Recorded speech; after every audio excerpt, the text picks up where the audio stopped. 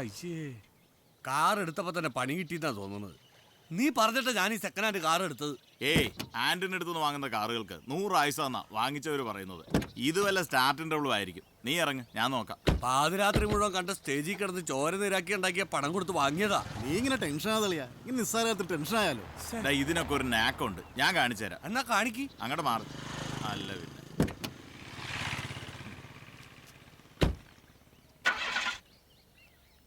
പിന്നെ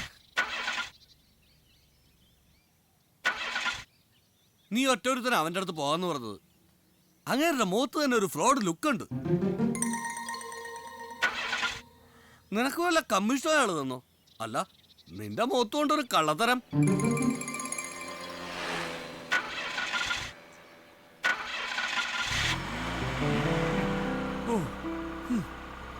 എടാ, ഈ പെണ്ണായാലും വാഹനായാലും ഓടിക്കുമ്പോ ഒരു നാക്ക് വേണം.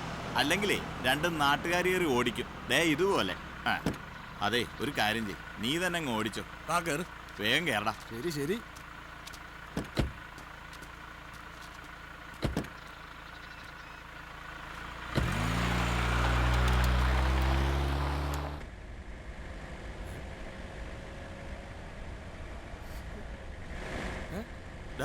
നേരെ നോക്കി ഓടിക്കടാ. നേരെ തന്നെ ഓടിക്കുന്നത്. നീ ആ ബ്രേക്ക് ഓടിക്കേ.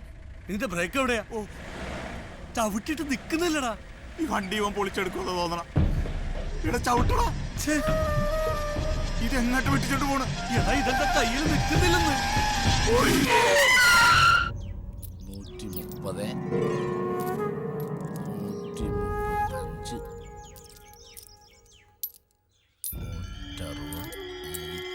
180. മതി അച്ഛാ എണ്ണിയത്. 50 പൈസ കൂടിയാലും അടുത്ത തവണ കുറയ്ക്കാലോ.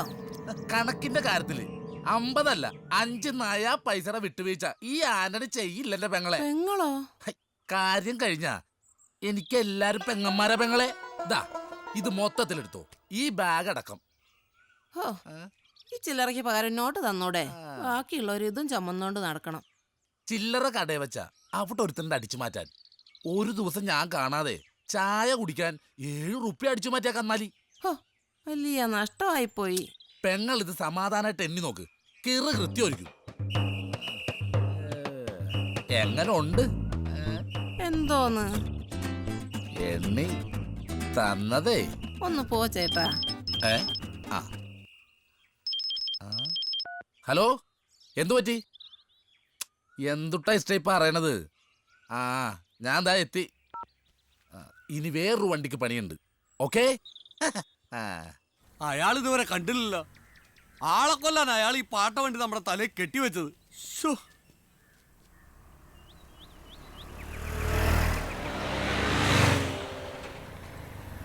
ഇതെന്തുട്ടാ പറ്റിയ? എന്തു പറ്റിന്നാ? താൻ എന്റെ തലയിൽ ഈ പാട്ട വണ്ടി കെട്ടി വെക്കാൻ കരുതിയ ഈ വണ്ടി സ്റ്റാർട്ട് ആവുന്നില്ല, ബ്രേക്കൂല്ല. അത് കഷ്ടായല്ല. ഇനിയിപ്പോ എന്തുട്ടാ ചെയ്യാ? എന്ത് ചെയ്യാന്നാ? ഞാൻ തന്ന പണം എനിക്ക് തിരികെ തന്നെ. എനിക്ക് ഈ പാട്ട വണ്ടി വേണ്ട. ഇതാ ഇപ്പൊ നന്നായത്. നേരത്തെ വന്ന് ഓടിച്ചു നോക്കിയിട്ട് കച്ചവടം ഉറപ്പിച്ച് പോയതല്ലേ.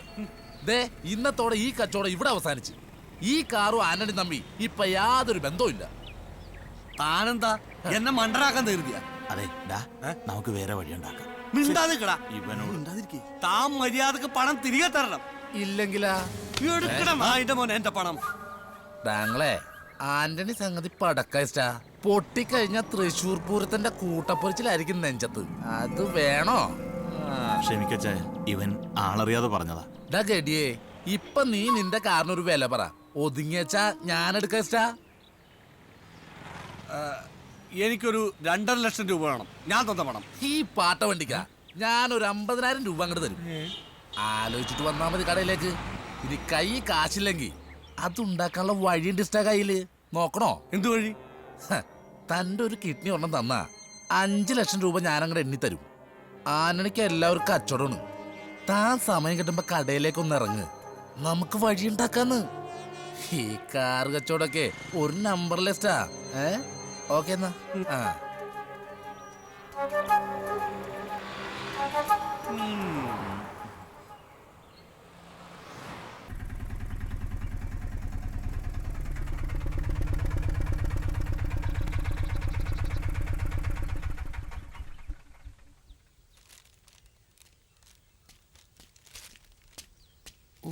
സൈനബ അഴകുള്ള സൈനബ.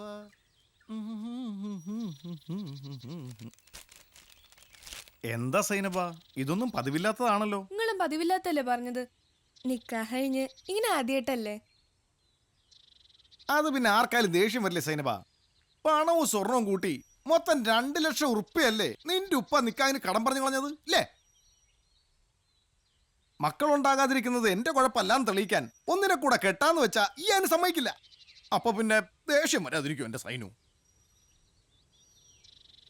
ഇനി ഞാൻ അങ്ങനെ ഒന്നും പറയൂല. ഈ എന്റെ സൈനിമോളല്ലേ? ദേ എന്താ ഇഷ്ടപ്പെട്ട? എന്നാ ചെല്ല്, വേഗം വേണം, സിനിമയുടെ സമയം തെറ്റും.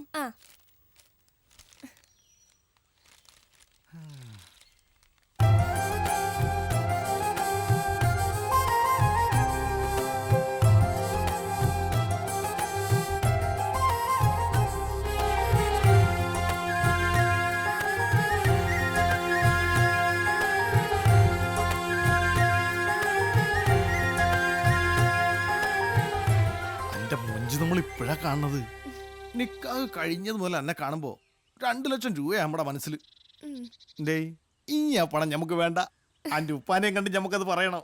എന്റെ പടച്ചോനെ, കാണ കിനാവാണെന്നാ സംശയം. അയ്യോ, ഇനിയും വൈകിയ സിനിമ കാണാൻ പറ്റില്ല. വേഗം വാ.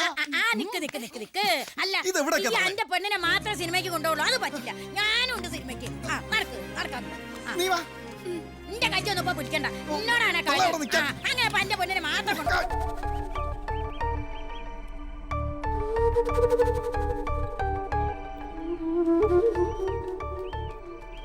എന്റെ മോളെ, ഉമ്മാക്ക് പെട്ടെന്നൊരു ദേഷ്യം വന്നതാ. ഉമ്മാടെ മോളെ സന്തോഷത്തോടെ പോയിട്ട് ബാട്ടാ.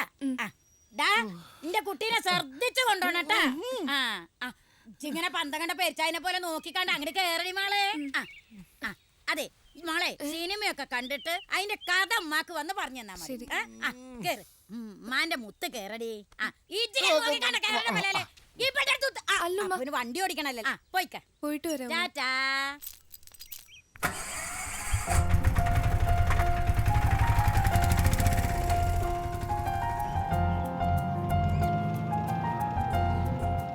നമ്മളിനി ഇങ്ങനെയൊന്നും ജീവിച്ചാ പോരാ.